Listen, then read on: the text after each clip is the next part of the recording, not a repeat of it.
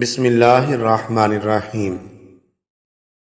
ہم سب کے پیارے آقا حضور نبی اکرم نور مجسم صلی اللہ علیہ وآلہ وسلم کی ولادت باسعادت کا دن پیر کا دن ہے۔ اس کے ساتھ ساتھ یہ دن اور بھی کئی وجوہات کی وجہ سے اہم ہے۔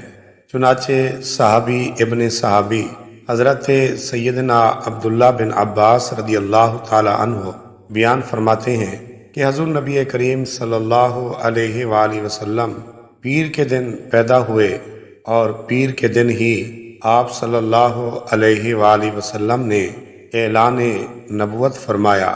مکہ پاک سے ہجرت کرتے ہوئے پیر کے دن روانہ ہوئے اور مدینہ منورہ میں پیر کے دن ہی داخل ہوئے۔ پیر کے دن انتقال شریف ہوا اور آپ نے حجر اسود کو بھی پیر کے دن ہی نصب فرمایا۔ ایک روایت کے مطابق غزوہ بدر میں فتح بھی پیر کے دن ہی ملی۔